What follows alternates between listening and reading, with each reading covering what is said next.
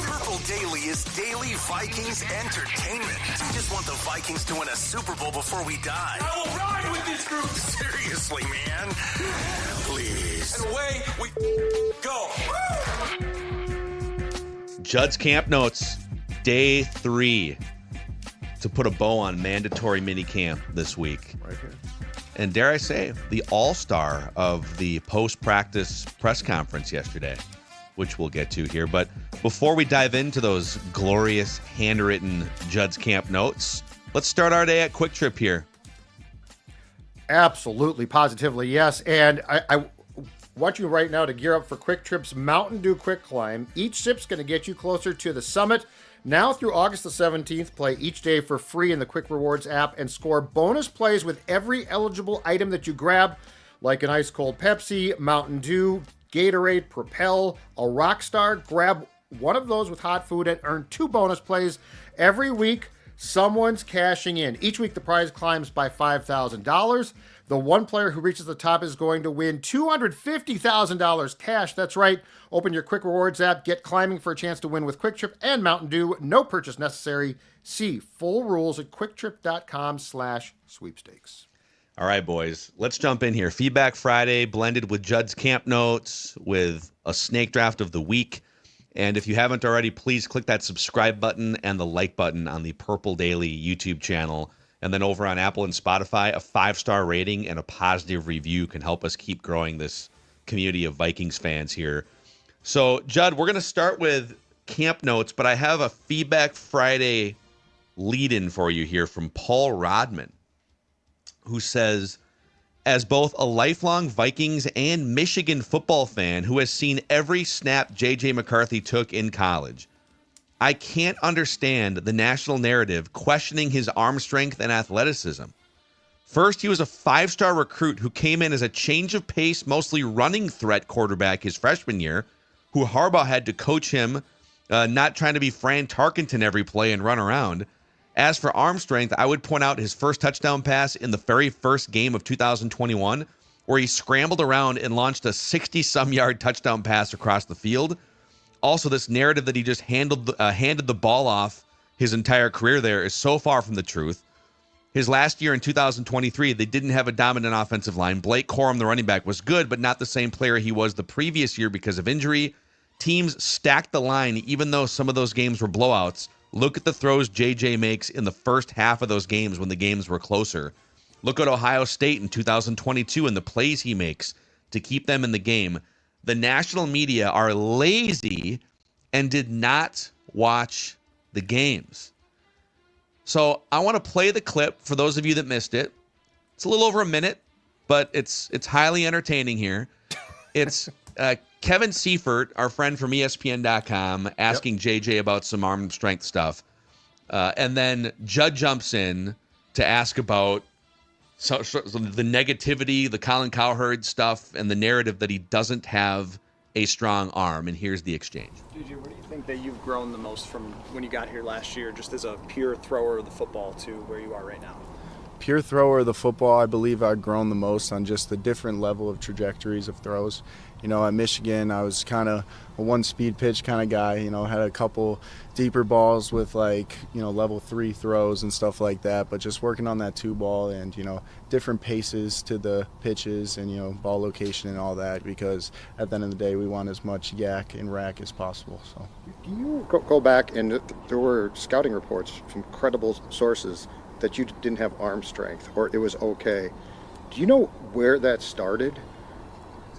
Or, like, how surprised were you? Because, like, in watching you for 5 practices, there might be some things I see, but it ain't arm strength. That's a great question, Judd. I would say, you know, a lot of it just comes with the stigma of playing at Michigan and, you know, not throwing the ball a lot. But at the same time, you know, it could be my frame, and, you know, they don't see a 6'5", 240 guy, so how can he throw at 61 miles an hour at the combine and all that. But at the end of the day, you know, it's going to show up, and, you know, the people that know. And, yeah, I think it's just, you know, the situations I've been in and maybe, you know, not passing the eye test for some people. By the way, there was Matthew Coller on the first question, not Kevin Seifert. My apologies. But, Judd, Congrats on the exchange of the day at Vikings, the exchange of the week at Vikings minicamp there. Well, I thought it was fair to give him a chance to respond because it's, and I know that we've discussed this quite a bit so far, but it is the one thing that I keep coming away with. And I'm like, where did this start and why?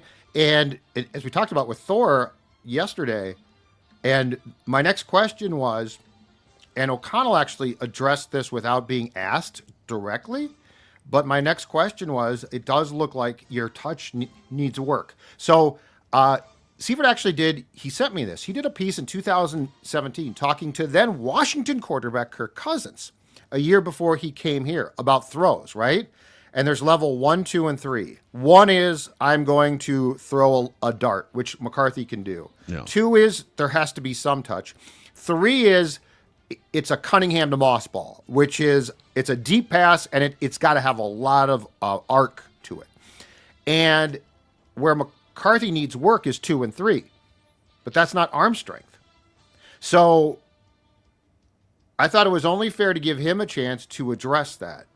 And he also, as he just said right there, he threw at 61 miles an hour at the combine, which is incredibly impressive. Second, I believe it's the second highest of all time behind Joe Milton, at least at that combine as well. So anyway, long story short, it was important, I thought, to clear the air here about the young man's arm strength and about, by the way, where he's good and where he needs to improve. Because this in no way says, oh, he's perfect. People were all wrong and he's perfect. He knows he's not. But it's narratives, right? And let's, at least if we're going to go with a narrative of where improvement is needed from JJ McCarthy, let's at least talk about the right one. And I think we're there now.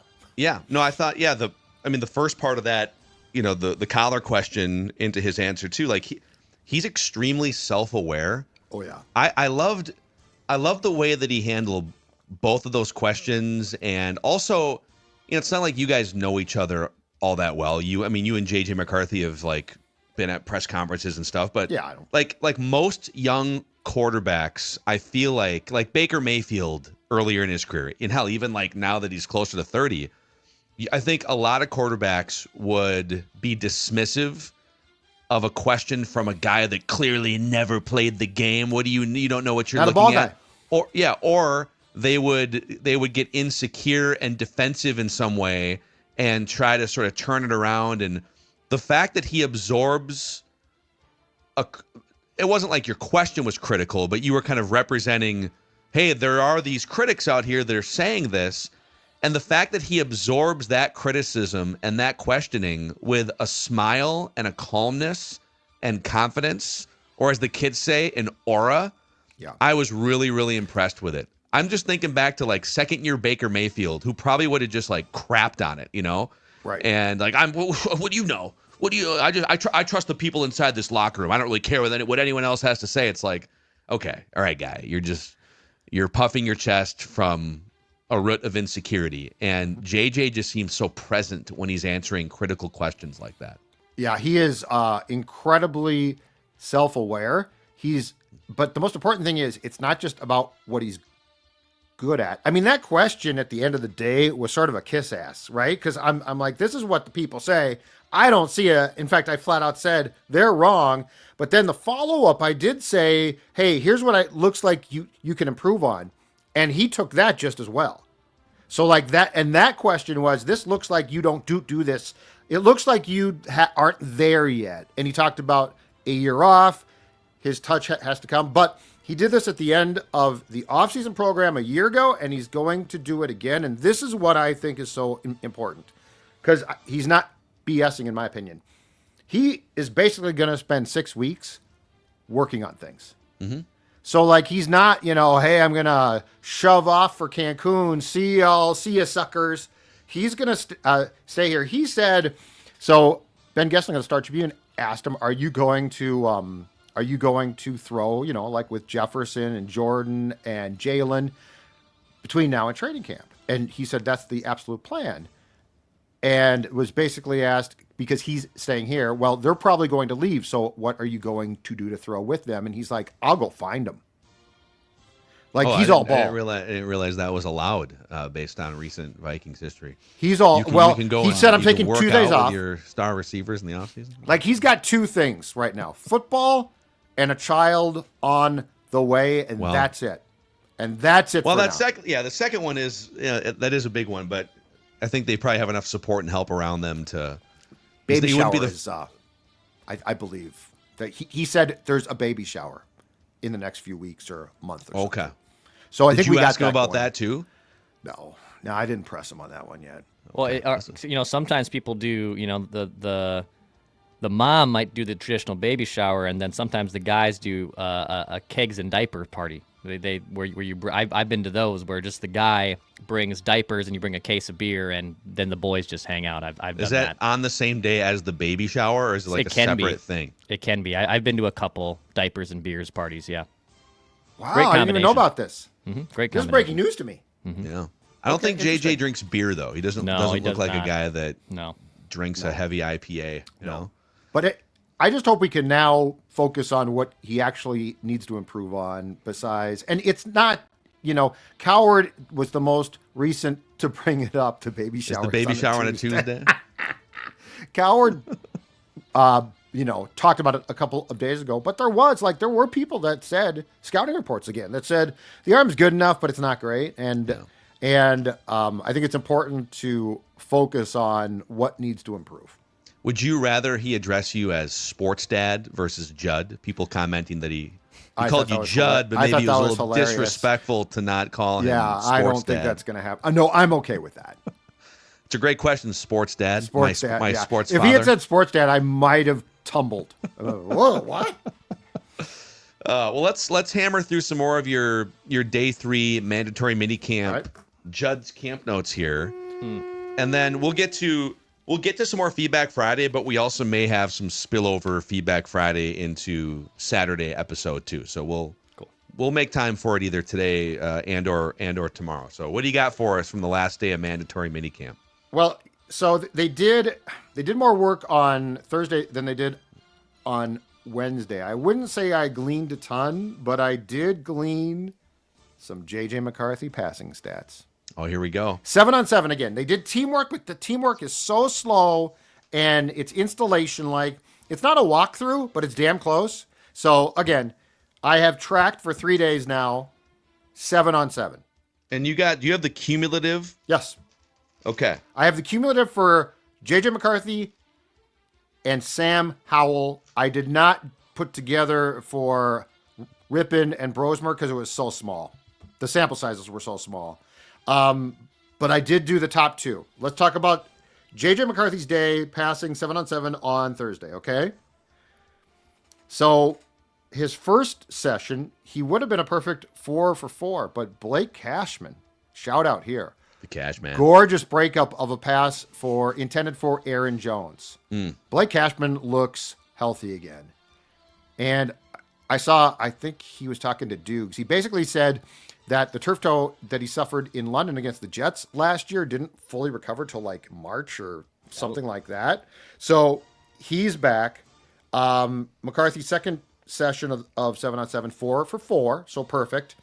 And then 2 for 4 in session 3. A miscommunication with Naylor, which was, I think, at least the second one. I think the interception that Byron Murphy Jr. had on day 1 on a pass intended for Jefferson, I think also was due to a miscommunication between Jefferson and McCarthy. And then he did throw. He tried to hit good old Thayer Thomas, overthrew him, so 2 for 4. So he was 9 for 12 on the day. It's going to make 9 for 12. the herd line news. Yep. JJ So, McCarthy sailed the path. Colin, That guy. Colin Thayer Thomas, Vikings. I mean, no question, practice squad guy. He could not catch a pass because it was thrown over his head. Cumulative for the 3 days, 7-on-7. JJ McCarthy, 27 of 35, 77% completion percentage, 2 drops. Okay, Total. so 2 drops. So we're going to play 77% actual completion percentage. Let's get the adjusted completion percentage here, which would be 29 for 35, right? Correct. Yes. So that's an 83% adjusted completion Will percentage. you take that? That good enough for you? Oh, the herd line news. I mean, Put that in your update. Joe Burrow, 100%. In his camp, he was 100%. I don't know what they're. Why do I hear all of the speculation about the Vikings going to get a quarterback? Sam Darnold had a 105% adjusted completion. It was crazy. I don't even know how it mathematically worked out, but absolutely incredible. But again, these are 7-on-7 drills in the passing middle camp. of June. It is there's no camp, though. there's no pass rush. Yep. And even if there was a pass rush, like 11-on-11, there's no threat of being hit. So massive grain of salt here.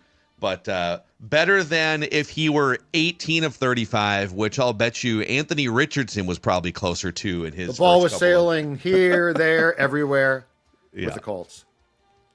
Love it. So okay, that's the good news. Now we're doing the Sam Howell. But thing here. no. But wait, I've got some good news here. Sam Howell. So I am a fair camp notes guy. Okay. So when a guy plays bad, I tell you. The arm looks bad, I tell you. But when a guy has a nice day, I tell you. Sam Howell had a nice day. Okay? Okay. So this is encouraging. In the first series of 7-on-7 that Sam had, and like McCarthy, he had 3. He threw his best pass of the entire camp to Ty Felton. Deep shot, right sideline, corner on Felton. I believe safety rolls, so it's essentially double coverage. And he hits Felton. Nice catch, too. And Felton was up and down. I can see the drops problem. He had a drops problem in college at times. But he made a hell of a catch here. Hell of a throw. Sam Howell, most impressive throw of his 3-day camp. Love it. Yeah, he deserves. I mean, when they traded for him, I came on, we did an emergency episode, and I laid out, I see the logic on this. This was a guy that was very highly touted as a 20-year-old at North Carolina. At one point, he was being mocked in the first round, and then he gets stuck. There was a COVID year that kind of derailed college, and then he gets drafted by one of the 3 teams at the time that you do not want to be drafted by if you're a quarterback. Washington is no longer that with all the new leadership structure. So I'm kind of torn between. Your observations have been very underwhelming with arm strength and things. Obviously, the full season he played a couple years ago in Washington was a disaster, taking sacks, throwing picks. But there is a guy in there that was once very highly touted, and I'm really curious to see him go through the early stages of QB rehab school. He definitely deserves some leeway here through training camp. Okay, now you get 6 weeks to process some things. I mean, hell, maybe they make a move for a better QB2 between now and training camp for all we know. But yeah, I'm curious to just give him some leeway here and see what happens. All right, so the second session of 7-on-7 for Sam, 1 for 2, but in this case, Ty Felton slipped and didn't catch a ball that was catchable. So should have been. So adjusted again, you go 2 for 2. It's not a drop, but it's a slip. Yeah, technically it might not count in the adjusted because it's not a drop. Look, I'm trying to cut him some slack. That's fair. That's fair. I'm trying to help him out. I've been bashing him. I feel bad about it. That's fair. I'm a good guy. All right, third session. Nice pass, seam pass, deep middle to UDFA tight end Bryson Nesbitt. Really nice touch, though. Nice throw. Now, unfortunately, Bryson did drop a pass from Brosmer shortly after that. So he didn't have a great day, but this was a nice play. Long story short, Sam Howell on Thursday, 7 for 9. So in the 3 days, 7-on-7, 16 of 24, 66.7% completion percentage. And I should point out that all of the Wednesday throws in which JJ was 6 of 8 and Howell was 3 of 6 were red zone sessions. Oh, so okay. Where it's Day more 2 condensed, was all you're red zone. more likely to throw interceptions. And then give me again approximately how many drops for Sam Howell? Yeah, there was 2, maybe two. We'll give him 2. Yeah, he didn't have. I felt like JJ had more passes dropped than Sam did. Okay. So that would be let's call it 2, 75% adjusted completion percentage for old Sam Howell. Okay. Again, no pass rush. Right. No defensive line to throw. And it depends on the throws too, right? Like, because there's some that would probably qualify as checkdowns, which I guess next year, if I'm going to adjust things, I'm going to chart the checkdowns and chart the real passes. Because, like, the 7-on-7 passes that are the good ones go into the coverage. Yeah. And I'm talking the teeth of that coverage. So I've learned something. So at the age of, knock on wood, 56, when I show up next year at OTAs and at this camp, I think I'm going to chart like where the throws go. We had someone ask, hey, they're going to go throw the football around tomorrow in the park. They're wondering if you could come out and chart their QBR by chance. No, because I can't do that math. Purple plumes. Yeah, purple plumes, I apologize. I have no chance. I could come out and chart your throws and be very critical, but sure. I can't do. QBR is so far above my mathematical pay grade that's not even funny. Have they ever even revealed what the QBR or even the passer rating math? Passer rating you can plug in on Google and do college and or pro. Mm-hmm. I've done that before. Yep. I don't think I've ever tried QBR, and I don't know if there's a formula for it. I don't think there's a public one for that one.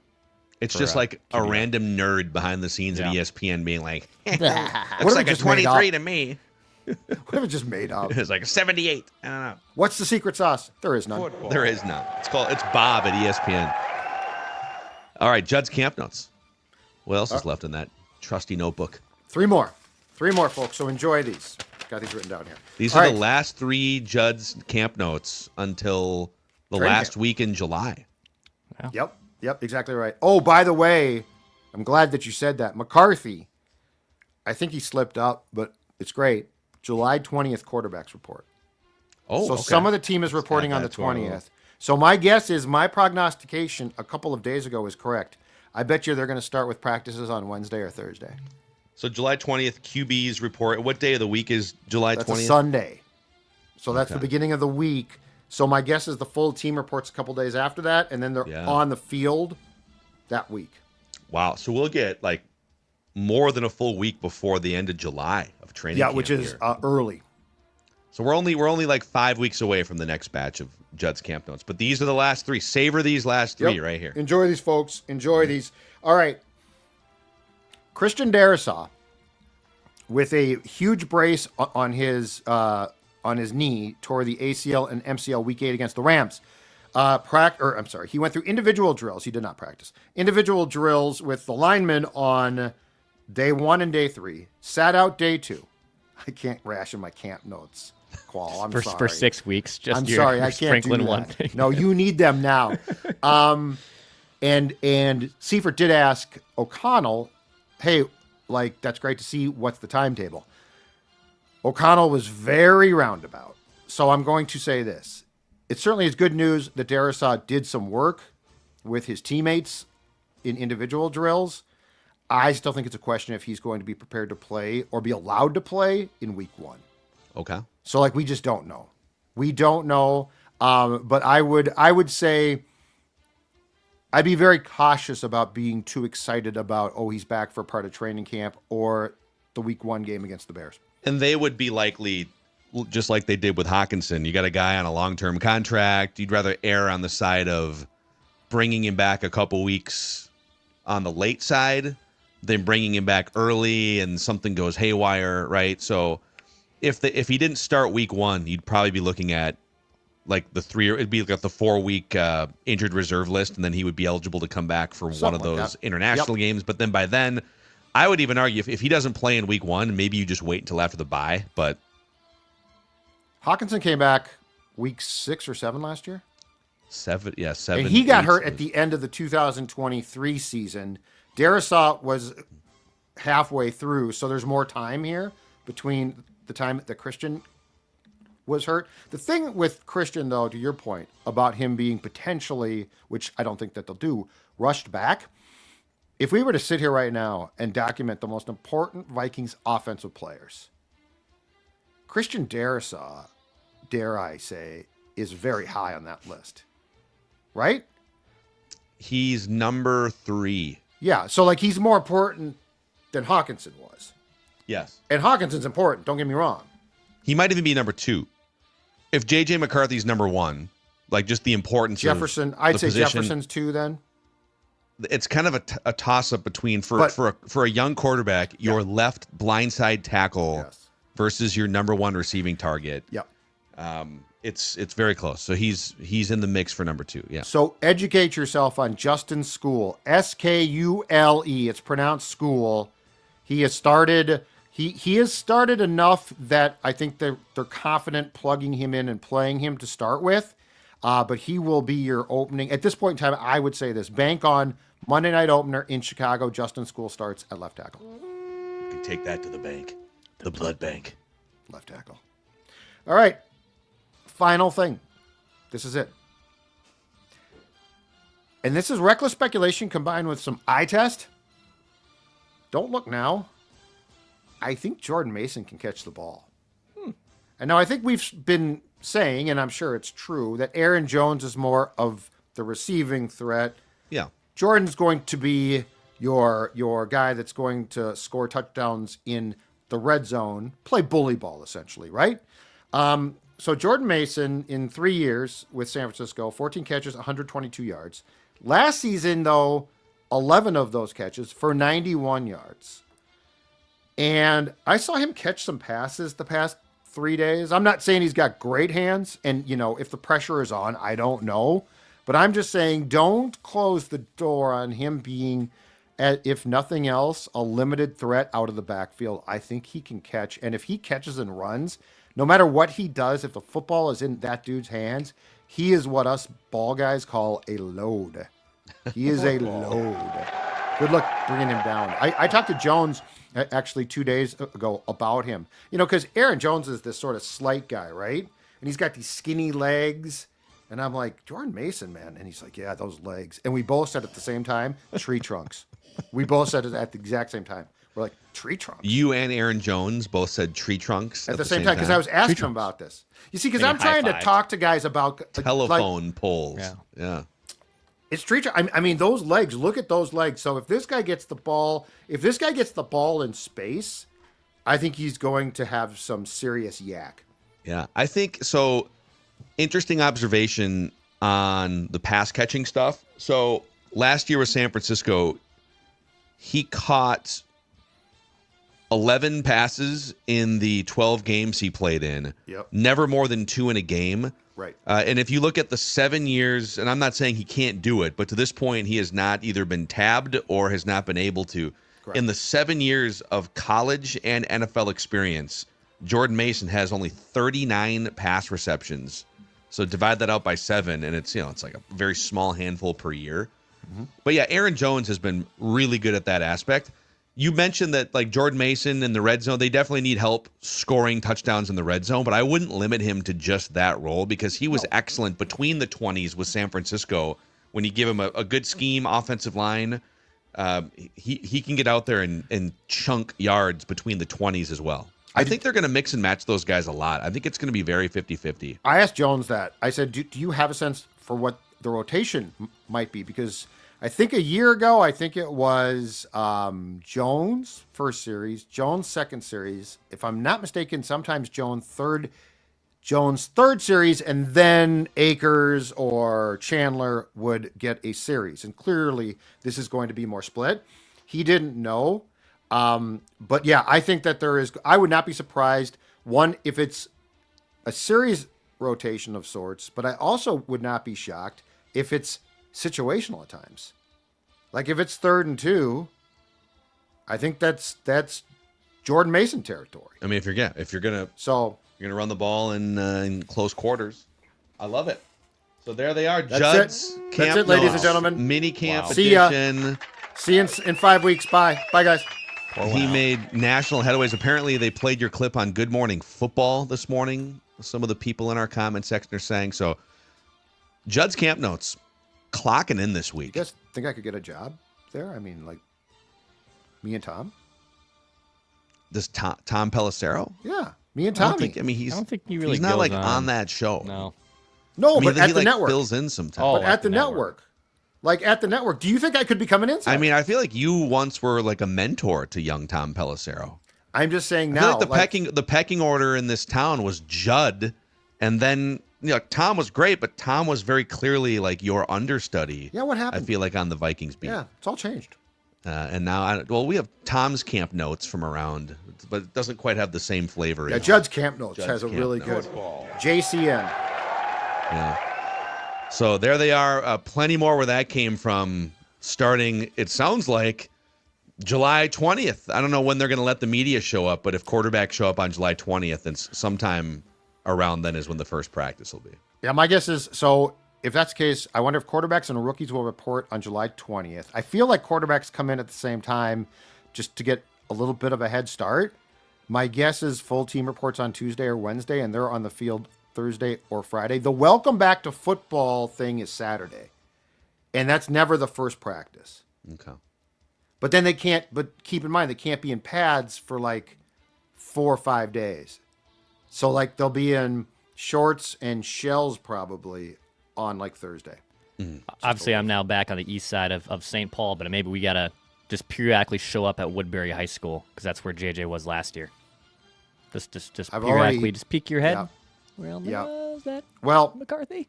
And Jefferson, among the things that Justin has done is he's staying here a lot more now.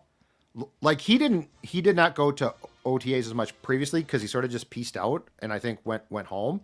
But this has become home now, much more so. So I wonder if we could see them throwing. I would not be surprised at all if JJ and Justin said he wants to train with Addison, which would be nice. I don't know though where Jordan will go. Like, wasn't Addison training with Stephon Diggs a couple months ago? Hopefully he's not on the same. I was going to say I'd prefer he's with Justin Jefferson than Stephon Diggs. Just stay in the townhouse. I don't think go in you the need backyard. to train with Diggs. I'm done with Diggs. Yep, I'm definitely welcome back for like a 2027, Minneapolis Miracle reunion or something. Can definitely come back for that. Maybe he gets consideration for Vikings Ring of Honor, but yeah, I think Stephon Diggs has kind of jumped the shark a little bit. I want Jordan Addison around Justin. I think Justin, as far as I can tell, like Justin is low maintenance, wants to win. He loves his bling, but that's fine, right? I don't want Jordan to be tempted to go out on the boat or do something with Stephon Diggs. I'm good there. Yeah, I would say the Purple Daily Anonymous tip line doesn't have to just be a free agency draft thing. If you have spies on the ground at Woodbury High School or wherever these guys might be working out, and you have Eastridge. Carson says here. Okay. Eastridge. Carson Webb. That is a nicer facility. Yeah, so if you've got notes on JJ McCarthy's arm strength or lack thereof, and you want to submit, you can always hit us up. Let's get to a few little Feedback Friday things here, and then a snake draft presented in part by MSP Plumbing, Heating, and Air Conditioning, Judd. Yep, you know what, folks? It is going to get warm, I promise. Summer is coming, I promise. And the day that arrives, when it's hot and sticky outside, you are going to want to make sure that your AC is efficient. So right now, book a $49 AC tune-up and get a BOGO air quality bundle, a pristine electronic air cleaner, and a UV light for the price of one. Also, MSP is partnering with the Open Door, a hunger relief organization providing food to more than 20,000 people a month. MSP will be collecting brown paper bags during their HVAC and plumbing calls. The bags are used then to distribute food to people in need. So when you book your appointment with MSP, you can unload all of these brown paper bags, shopping bags, etc. Call them at 651-615-4292. Or check out their website, callmsp.com. Callmsp.com. Doing good in your home and also in the community. Also, North American Banking Company is part of the community here in the Twin Cities. It's Minnesota-based since 1998.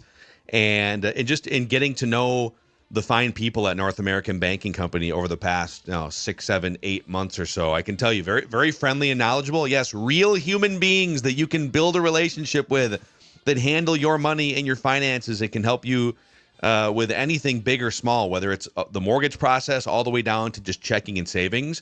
They also put a strong focus on the safety and security of your accounts as well.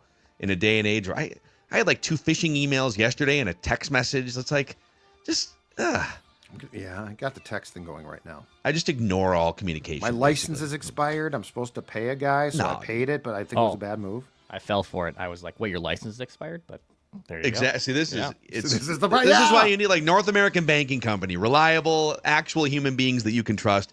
Go to nabankcode.com/Mackey to learn more. nabankcode.com/Mackey. Member FDIC, equal housing lender. All right, let's get to the feedback here. You can always send them in YouTube comment section, and then there's a feedback tab in the Score North app that we monitor regularly. And our apologies to Razer, who chimes in and says, I am so friggin' burned here. What? Last year, yeah. I sent you guys an email suggesting an all-Jag team. And today, you guys act as if it's your own idea. Yep. This is tantamount to ESPN doing write that down and not giving credit. At least give a man credit before stealing his idea. I do not remember. Did we read the Jag idea on Feedback Friday? Maybe we did. I totally forgot or spaced, but full credit to Razer. Razer, way to go. You were the first one clearly to suggest the all Jag episode, and we will do that in honor of you, Razer, and your brilliance helping us produce Purple Daily here. It's a great idea, and we've already gotten dozens of suggestions of names and players, so we'll carve that out sometime in the next couple weeks. The all-time all-Jag, just a guy Vikings team. Razer, way to go. Way to go. Bravo. I totally forgot.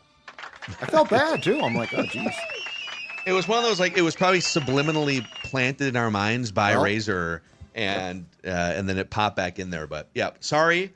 Yeah, keep sending in fun ideas. Now that Judd's camp notes are on hiatus, we do have some fun. There'll be latest Vikings news and stuff, and we've got some fun off-season rankings, the annual top 20 current Vikings, the all-Jag team, the annual head coach rankings episode. But if you guys have ideas for things you'd like to see us rank, football things or Vikings things, or just off-season kind of evergreen talkers, we got a blank canvas between now and training camp. And we'll steal it. And we'll steal your idea. We won't credit you, and by we the won't give way. you credit for like a year. It's going to be great. And then we'll be like, oh, we're so sorry about that. Tom Spiker says, here is a merchandise idea. Okay. Prior to training camp, you guys should release a Judd's Camp Notes t-shirt or sweatshirt. The design could incorporate Judd's unmistakable silhouette along with a reporter's notebook, pen, and field glasses. Really appreciate the work you guys do on Purple Daily. I can tell you, so we got some fun things to announce over the next few weeks or so.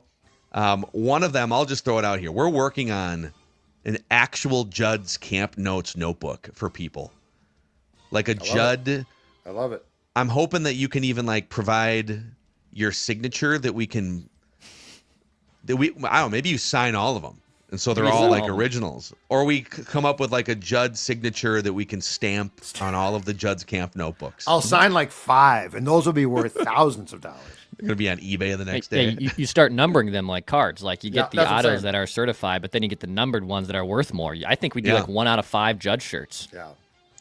Yeah, I think, My so silhouette. would you guys actually use, like for the audience, would you use, if we had Judd's Camp notebooks, would you use those in your daily life? Or if we had like Judd calendar planners? Because Judd's calendar is not your classic, phone calendar. No, I got a real It's the calendar. real deal. I feel like the Camp Notes thing might be a good start. Yeah, we're workshopping it right now. Okay. All Very right. exciting. Let's see. Marshall Fischer says, greetings from sunny Alaska. I'm writing in to ease any Vikings fans' worries that may have been stirred up by Colin Cowherd's smear campaign against JJ McCarthy. Wow. Before moving to Alaska, I lived in Wyoming, and I was Josh Allen's mailman. Cool. I know this is not the Purple Daily Anonymous tip line, but With the Cliff Clavin? believability 1 through 10. Do you think Marshall was actually Josh Allen's mailman? Sure, why not? Wow, why not? I'll go 10. Yeah. 10? 10. Sure. It's like a 9 for me. I'm a little skeptical, but Marshall says Josh Allen obviously was a big deal to us Wyomingites, and I soaked up all the content during the draft process in the early parts of his career. I vividly remember Colin Cowherd being the biggest critic of Josh Allen at the time, and it was very similar to the unfounded criticism that he's giving JJ McCarthy right now. I urge all Vikings fans to rest easy, as Colin hated the Bills' pick of Josh Allen over Josh Rosen at the time, and we all know how that turned out. So, now again, like, stones in a glass house here. When you're on a Yeah. microphone for like 3 or 4 hours a day, just slinging takes and opinions, you're going to be wrong a certain percentage of the time. So let's leave a little room for that too. I just feel like, though, in this case, Colin has hitched his wagon to the wrong horse, and he won't give it up. Like, it's one thing And it's if like you factually incorrect to say Yes. that he has a weak arm or a subpar arm. exactly Yeah. like yes, I'm with you, and you know what? He is entitled to say I think he fails, but give me the right reasons. Like, don't you've literally decided that you know something. I'm pretty sure because he was told this, and he just is pounding it into the ground. I got no problem. If you think the Vikings are going to suck, go for it. Say that. That's fine. It's when you but it's when you hitch your wagon to storylines that aren't necessarily true that it's like, huh? But I'll go back to what I said, and it's true about Allen, and it will be true about McCarthy. Nobody is as good at basically burying and forgetting what he said that was wrong as Colin is. Just move on to the Like, next 4-hour I feel show. I feel a little bit of guilt. Like, I feel like at times if I'm wrong, I'm like I should poke fun at myself, and we do write that down where we look like blithering idiots on Wednesdays. I feel like Colin is the master at just like, okay, next guy. But in fairness to him too, he does every week his own kind of accountability thing. It's where Colin was right, where Colin was wrong. Okay. So if JJ, like he did it kind of years after the fact when Darnold was off to this incredible start, he threw that into where Colin was right. Oh, God. Sam Darnold goes out of the draft, big arm, all these things. You just needed some different infrastructure. So if JJ comes out and is a rookie, well, not rookie of the year, but like, you know, he's slinging it and he looks like the real deal. I'm pretty sure Cowherd will address that in the where Colin was right, Okay. where Colin was wrong segment, but Fair we'll enough. see. So, all right, let's see here. Jack from St. Paul. I am sick and tired of the Jordan Addison slander. I keep hearing people say there's no way we're giving him a contract, or he's always the first name brought up in trade rumors. I get that he's had some very concerning offseason stuff, but the kid has shown that he will work on the football field, and now in interviews he seems to be maturing. Addison is electric on the field and the perfect complement to Justin Jefferson. You can move him around. You can torch almost any corner one-on-one. He can hit big play touchdowns, very competitive at the catch point for his size. Catch point. His yak ability or rack ability, as JJ McCarthy said too. I believe that's running after the catch. Is that what that is? I hope so. Rack? Or something different? I hope it's running after the catch. So basically, like, why are we always talking about you can't keep Jordan Addison? Money-wise, we can easily make it work, Jack says. The Eagles are paying A.J. Brown, Devontae Smith, and Jalen Hurts. The Bengals are paying Jamar Chase, T. Higgins, and Joe Burrow. In my mind, extending Addison is a no-brainer next offseason if he doesn't have any more off-the-field issues. Right, correct. That's the most important thing. First of all, there is no slander on this kid when it comes to his abilities. He's really, really good. And I don't think any of us have been like, well, he doesn't look that good. He looks great. The reality is this, though. One is you are paying Jefferson a ton. Are you going to want to pay? Because, yes, the cap is going up, but remember, your investments are limited still. And Phil, I believe that you brought this up on Purple Daily a couple days ago.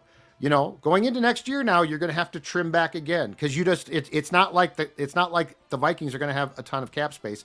And the other thing is off the field, what transpires this summer, and at the end of the day, if there is a trade to make, all I've said is I don't think that you can dismiss Addison's name being broached. But there's no slander on him as a player. He's great. The reality of this league is, if you want to be good in certain places, you can't afford to keep everybody. Yeah, I would say this about the comparisons that Jack uses here. So he brings up the Eagles and the Bengals specifically, saying, well, the Bengals are paying Jamar Chase, T. Higgins, and Joe Burrow. And those are true statements. But the Bengals have an atrocious defense, and now their best defensive player is in the middle of this holdout because they don't have money for him. So you got to be a little careful. Just build your team from the inside out.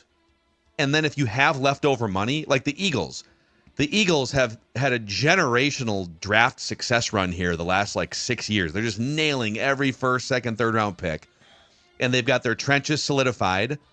And then after they've hit home runs time and time again in the draft, we have a loaded team, and we have some leftover cap space because we're so good at building a roster that we can bring in big contracts for 2 wide receivers and give Saquon Barkley $20 million a year. So if you build your team from the inside out, and then you have the luxury of some remaining cap space to get a second wide receiver, a big contract, awesome. But if you're paying a second wide receiver at the top of the market at the expense of a bad defense or a bad defensive front like the Bengals are, I don't think that's going to put you into Super Bowl contention. So we'll see. We'll see what happens with that. But there's not slander here. I hate that term.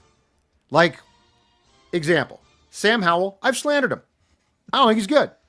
Now, I tried to be positive today, but when we're talking about upper echelon players and the reality of their contracts, I'm getting choked up. It's emotional. These players have families. I swallowed wrong. When we're talking about the reality of their contracts and the reality of them as personalities, what they do off the field, these conversations have to be had. And the Vikings, guess what? Have the exact same ones.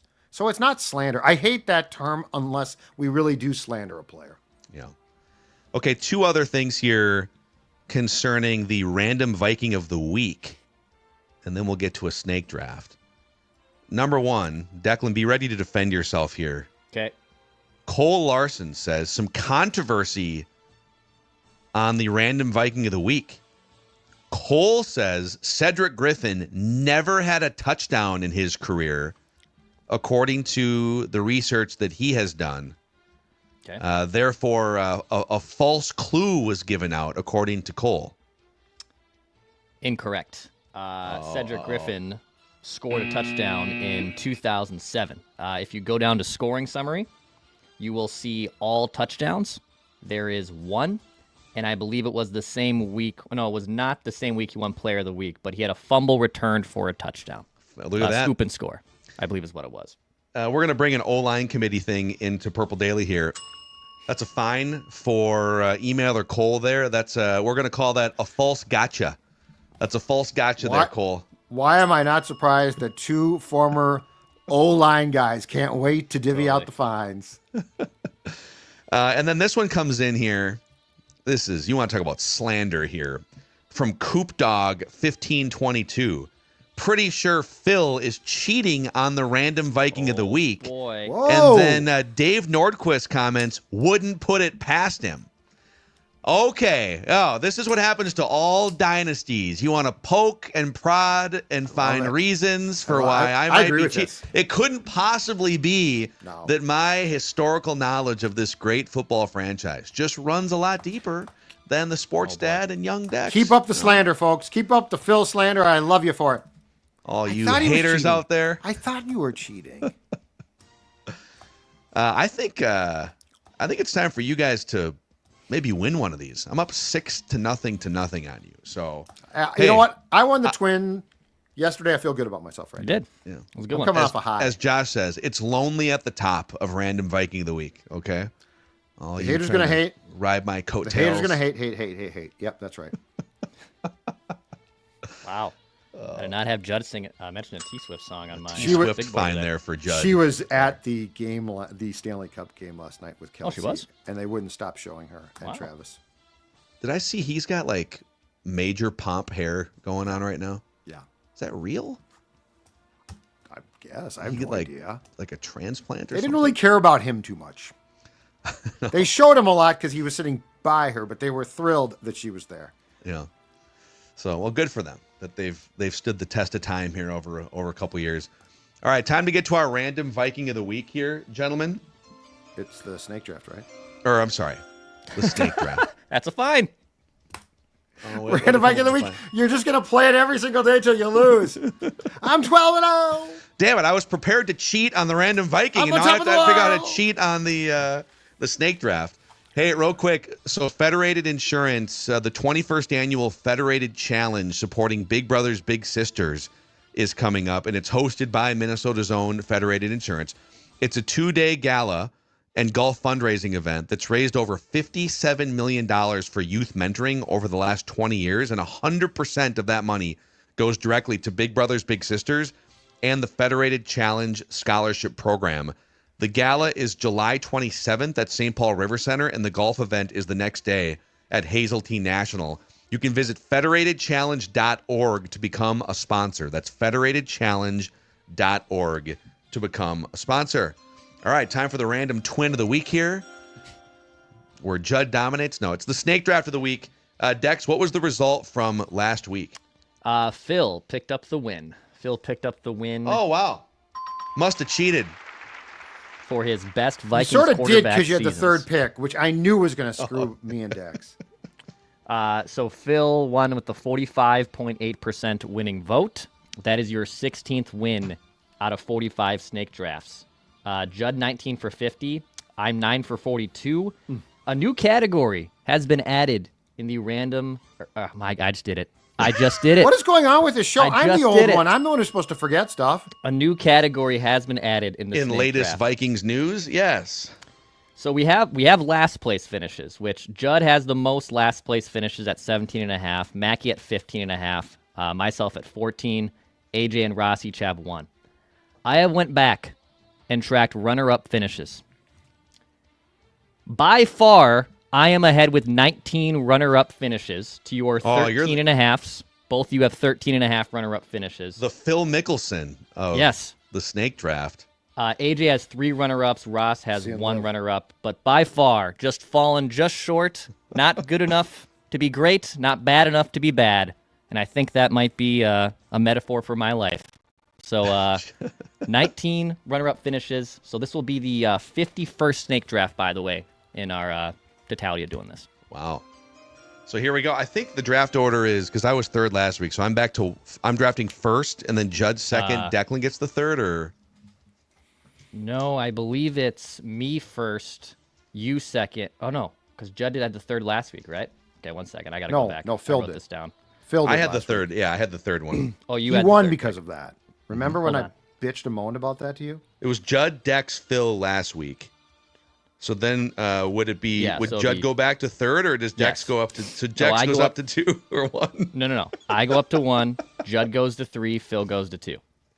So it's Dex, me, Wow. Yes. Judd. Yes. Wow. Yes. Wow. Such a great show. What happened to this show? We're off the rails. Oh, we're so well organized here. Okay, so Dex is on the clock with the number 1 overall pick in the Adam Sandler movie snake draft. Ooh. Any questions? Any No. concerns? I don't think so. Feels pretty self-explanatory. We're drafting Adam Sandler movies. Okay, so I feel like the number 1 overall pick here is Universal. I think there's a couple that can make the case, but I do think there is a standalone number 1. So I will take, with the first overall pick, I will take Happy Gilmore. Okay. Yep. I feel like that's the number 1. There's some great Sandler picks here, but I feel like that, if you were to rank them, is his most notable movie. Yeah, and by the way, in a few weeks here, I think toward the end of July, right around first week of training camp, Happy 30th. Gilmore 2 comes out. The 30th on Netflix, yep. Kind of crazy that we're going to have 2 Happy Gilmore movies that bookended the Tiger Woods era. Like neither movie connected with the Tiger That Woods is era, because weird. the first one came out in like 96, right as because Tiger won the Masters in 97. Yeah, that is weird. And then he can barely swing a golf club now, so somehow we missed Tiger in there. All right, I've got the number 2 pick. Yeah, Happy Gilmore definitely Declan's the leader in the clubhouse here. But give me the Wedding Singer. Interesting pick. Give me the Wedding Singer right here. Wow. Love me. Julia Gulia. I'll take the Wedding Singer, number 2. Wow. I feel this might be a reach. You could argue that a lot of Adam Sandler movies are That's going also to be true. deemed reaches in a lot of Let's these see the spots. next 4 picks and see if there's some reaches here. All right. Billy Madison? Yep, Okay. I think Wow. that's the probably. Oh, you think that's a reach too? No, I'm actually surprised Judd took it. I thought that would be like the second one. I thought that might have just. Billy Madison's hilarious. I Want to do love touch it. the I know hiney? it's a phenomenal film. I actually thought that might not be on the top of your mind of Sandler movies. But that was a horrible assumption on my part. 90s, yeah, no, that was actually right in my wheelhouse, right? Okay. I mean, that was right in my wheelhouse. In fact, Suntan because I saw Happy Gilmore in the theater. I think I did not see for me. Billy Madison in the theater, but it was right in my wheelhouse. And then I hope you don't snipe me here. I'm going to lose this snake draft, but if you snipe me here, it's going to be disappointing. there's some it's funny because there's some like next level, like I feel we're to the next tier now, but it's not bad. It's funny too because in putting together the films that to rate, like it ends at like 2000 something, like really hard end to me. I am going to go with 50 First Dates. Oh wow, dude. Some good Vikings fodder in that movie because the game that they watch is like an early 2000s Dante Culpepper, Jim. You're right. There's like Jim Kleinsasser references, right, in that movie. We reviewed it. It's good stuff. Okay. Again, I feel like I'm just kind of punting on this altogether. I'm staying true to myself, but I think Happy Gilmore is the best Adam Sandler movie. But I'll get a sneaky number 2, but it's like a B-side sort of deep track, which makes it hard to draft in the first round. But I will take it here in the second round. Give me Mr. Deeds. Okay, thank God. Oh, wow. Mr. Deeds. Clean it up. I like feet. Yes. Have you guys seen Mr. Deeds? Yeah. I have. He's like the heir to yeah, it's like a lot, like multiple billions of dollars or something. Fun fact: I actually it's not one of my favorite Sandler movies. I actually kind of skip it. Mr. Deeds? Yeah, not one I seek out, and I'm also probably changing the channel on the TV. Yeah. It's not film. We're back All to right. Gex here with back-to-back picks. Can't believe this fell to me. Give me Big Daddy. I mean, I thought about at first taking this one when I saw it this morning. I was like, wait, that might be a little reach, but I love Big Daddy. I absolutely love that film. Probably the one I have rewatched the most of any Sandler movie. Oh yeah, not me. And that's saying something. There's a catalog there of rewatchables for Sandler films. We did have a 5-year plan reference on one of our podcasts this year. It's a 5-year plan. Little What is Big it? Daddy call. Don't die? Don't die. All right, so I feel great about my first 2 picks here. And I don't want to get cute with coleslaw. So with a coleslaw-esque like pick, I should say. I don't think there's a movie called Coleslaw that Sandler has done, not to my knowledge. So I'm between a few. And I feel like I should continue to take the classics, but I also really like this other movie. Man, what do I want to do here? Wow. So this is a 2003 Vikings draft situation here. Yep. Mm-hmm. Yep. And you're about to be jumped by Phil. You know what? Because I'll just do this. I'll play the hits. Give me Waterboy. Give me Waterboy. Give me the Waterboy. Declan probably just won. Yep. Yeah, I personally. No, I don't think. I think it's an overrated movie. Quite frankly, I don't think it's that great. Yeah. Torch me in the comments. I like it. Yeah. The other movie, I'll let you 2 pick. I'll let you 2 pick. I got one I really want. I got one I I'll let really you want. pick. I don't know if Phil is going to take it. I don't think he is, but let's see. I'm on the clock here. I'm gonna give me. He kind of went. He's gone in a couple different directions recently, and one of those was Uncut Gems. Yep. So I will take Uncut Gems, co-starring Beautiful. Kevin Garnett. This is how I win. Beautiful. So puts Judd back on the clock. Yeah, and I'm going to jump on this one. And again, speaking of, I think this was the first time that he went in a serious direction. I saw this in the theater. I love it. Punch Drunk Love. Okay. Punch Drunk Love. Punch. I will not win, but that's okay. So I love this film. You should watch it. I love, and it's a. I feel like it's not talked about enough, but Reign Over Me is also an incredible Sandler performance that I feel like no one ever discusses with Don Cheadle, where his family was killed in 9/11 and he becomes insane. And Don Cheadle was his roommate in college that they both went to dental school, and Adam Sandler went clinically insane. It's a very serious drama. It's not I've not funny seen that. at Wow. all. It is a great film. I'll watch that, but watch Punch Drunk Love. I think it's a great film. Grown Ups No Love was the for other You- one.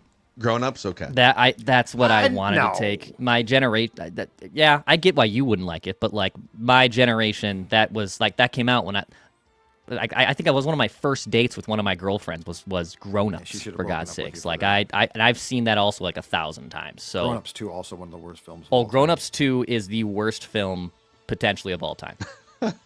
No hyperbole. I don't think I've seen the sequel to Grown Ups. No love for You Don't Mess with the Zohan, or I Now Pronounce You Chuck and Larry. Chuck Boy, and he Larry had was some- so that was my coleslaw pick. That's what I thought about going with. I love Chuck and Larry. Now, so there's some things in that movie that probably don't translate to 2025, but I love that movie. It's a great film. Anger Management is another one. Jack Nicholson, Jack's I good in believe, that. was in that I love movie Jack. too. That's a good one. So, all right, let us know. I think Declan, here's the teams, by the way, and the voting will be on the Score North Twitter or X account sometime early afternoon here, or maybe even before noon on this Feedback Friday. Declan winds up with Happy Gilmore, Big Daddy, and Waterboy. Judd winds up with Billy Madison, 50 First Dates, and Punch Drunk Love. And then I wind up with Wedding Singer, Mr. Deeds, and Uncut Gems. I'm going to predict at least 60% for Declan.